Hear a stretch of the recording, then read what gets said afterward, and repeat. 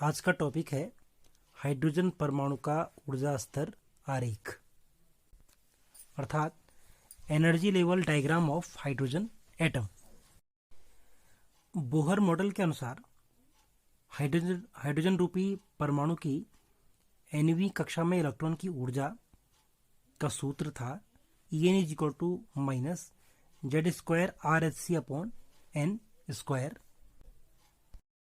और चूंकि हाइड्रोजन परमाणु के लिए परमाणु क्रमांक होता है Z इज इक्वल टू 1, इसलिए En का सूत्र प्राप्त हुआ था -13.6 upon n square electron volt. ये हम पिछले लेक्चर में भी डिस्कस कर चुके हैं। अब हम प्रत्येक कक्षा में इलेक्ट्रॉन की ऊर्जा ज्ञात करेंगे। जैसे पहली कक्षा के लिए तो ऊर्जा हो जाएगी E1 is equal to -13.6 upon 1 का स्क्वायर इलेक्ट्रॉन वोल्ट या -13.6 इलेक्ट्रॉन वोल्ट। इसी प्रकार दूसरी कक्षा के लिए ऊर्जा E2 is equal to -13.6 upon 2 square electron volt is equal to -3.4 electron volt. इसी प्रकार तीसरी कक्षा के लिए इलेक्ट्रॉन की ऊर्जा -13.6 अपॉन 3 का स्क्वायर अर्थात -13.6 अपॉन 9 इलेक्ट्रॉन वोल्ट और जो था -1.5 इलेक्ट्रॉन वोल्ट के बराबर। इसी प्रकार चौथी कक्षा के लिए E4 is equal to -13.6 upon 4 square is equal to -13.6 upon 16 is equal to -0.85 electron volt. और इसी प्रकार से अन्य कक्षाओं के लिए भी हम ऊर्जा ज्ञात कर सकते हैं। और यदि हम बात करें कि नाभिक से अनंत दूरी पर स्थित कक्षा में इलेक्ट्रॉन की ऊर्जा कितनी होगी, तो उसको हम लिख सकते हैं E infinity is equal to -13.6 upon infinity का स्क्वायर। तो ये हो जाएगा आपका 0 इलेक्ट्रॉन वोल्ट। अर्थात जब इलेक्ट्रॉन नाभिक की कक्षाओं से या परमाणु की कक्षाओं से बहुत दूर चला जाता है या इसके बंधन से मुक्त हो जाता है तो उसकी आयनन ऊर्जा 0 इलेक्ट्रॉन वोल्ट हो जाती है। अब हम हाइड्रोजन परमाणु का ऊर्जा स्तर आरेख समझते हैं। यहाँ पर इलेक्ट्रॉन की विभिन्न कक्षाओं में ऊर्जाओं को दिखाया गया है।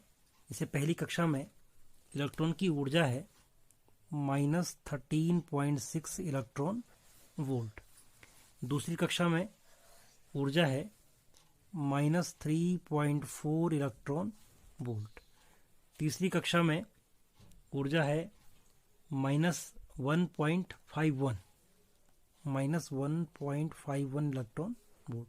तो इस प्रकार से विभिन्न कक्षाओं में इलेक्ट्रॉन की ऊर्जाओं को दिखाया गया है, जिसे कि हाइड्रोजन परमाणु का ऊर्जा स्तर आरेख कहते हैं। हाइड्रोजन का आयनन विभव कितना होता है, तो देखिए प्रथम कक्षा से यदि किसी इलेक्ट्रॉन को मुक्त कराना है या नाभिक के बंधन से उसको दूर करना है तो उसे कितनी ऊर्जा देनी पड़ेगी हमको, तो उसे 13.6 इलेक्ट्रॉन वोल्ट ऊर्जा देनी पड़ेगी। और यही क्या कहलाएगा, हाइड्रोजन का आयनन विभव। अगला टॉपिक है उत्सर्जन स्पेक्ट्रम में विद्युत चुंबकीय विकिरण की तरंगदैर्ध्य। इससे पहले हम ये जान चुके हैं कि यदि किसी इलेक्ट्रॉन को बाहर से कुछ ऊर्जा दी जाए तो वह अपनी कक्षा को छोड़ करके उच्च कक्षा में चला जाता है और यहाँ 10⁻⁻8 सेकंड तक ही रहता है। उसके पश्चात यह इलेक्ट्रॉन पुनः अपनी निचली कक्षा में आ जाता है और इस दौरान यह एक विद्युत चुंबकीय विकिरण उत्सर्जित करता है। जब ये उच्च कक्षा से निम्न कक्षा में आएगा तो एक विद्युत चुंबकीय विकिरण फोटोन के रूप में उत्सर्जित करेगा, और जिसका मान क्या होगा, जिसका मान होगा या जिसकी ऊर्जा होगी h nu is equal to E2 minus E1। E2 दूसरी कक्षा की ऊर्जा है और E1 निम्न कक्षा की ऊर्जा है। E2 उच्च कक्षा की ऊर्जा, E1 निम्न कक्षा की ऊर्जा है। तो इनके ऊर्जा के अंतर के बराबर ऊर्जा वाला एक फोटोन यह उत्सर्जित करेगा, जो कि एक चमकीली किरण के रूप में हमको दिखाई देगा। अब हमें उस विकिरण की तरंगदैर्घ्य या उसकी आवृत्ति ज्ञात करनी है। तो इसके लिए हम सूत्र का इस्तेमाल करेंगे। E n is equal to होता है minus RHc upon n square, जो कि nवीं कक्षा में इलेक्ट्रॉन की ऊर्जा है यदि परमाणु हाइड्रोजन का है। तो अब हम इस सूत्र का प्रयोग इस समीकरण पे करते हैं, समीकरण नंबर 1 पर। तो हम इसको लिख सकते हैं h nu is equal to E2। E2 के लिए हम क्या लिखेंगे, E2 के लिए हम लिखेंगे RHc अपॉन N2 का स्क्वायर। देखिए यहाँ पर ये दूसरी कक्षा नहीं है बल्कि उच्च कक्षा है, उसके लिए हम N2 का प्रयोग कर रहे हैं। जो ऊपर की कक्षा है उसका नाम N2 है और निचली कक्षा को हम N1 से रिप्रेजेंट कर रहे हैं। तो ये हो जाएगा, इसका चिन्ह कितना है, माइनस RHc अपॉन N2 का स्क्वायर और माइनस, फिर माइनस आ जाएगा RHc अपॉन N1 का स्क्वायर। इसको हम यदि हल करेंगे तो हमें क्या प्राप्त होगा, माइनस माइनस का प्लस हो जाएगा।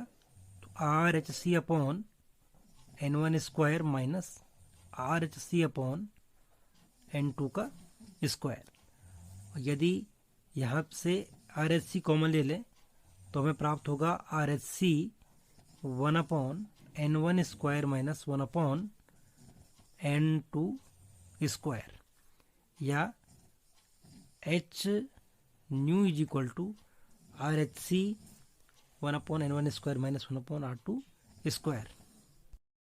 चूँकि हमारे पास एक संबंध है कि C is equal to lambda into nu होता है, इसीलिए nu is equal to C upon lambda. तो यहाँ पे हम इसका मान रख लेंगे तो हो जाएगा H into C upon lambda is equal to RHc 1 upon N1 square minus 1 upon N2 का स्क्वायर। और फिर HC से HC कैंसिल हो जाएगा तो शेष बचेगा 1 upon lambda is equal to R into 1 upon N1 square minus 1 upon N2 square. तो इस प्रकार यदि कोई इलेक्ट्रॉन N2 कक्षा से N1 कक्षा में आता है तो जो वो तरंग उत्सर्जित करता है उस तरंग की तरंगदैर्घ्य लैम्डा को हम इस प्रकार से ज्ञात कर सकते हैं, जहां पर कि R क्या है, रिडबर्ग नियतांक है। यहाँ पर 1 अपॉन लैम्डा या लैम्डा का जो व्युत्क्रम है रेसिप्रोकल, उसको तरंग संख्या कहते हैं। तो 1 अपॉन लैम्डा को क्या कहते हैं हम, तरंग संख्या या वेव नंबर। इसी सूत्र के आधार पर हाइड्रोजन के उत्सर्जन स्पेक्ट्रम की विभिन्न श्रेणियों को समझाया जा सकता है।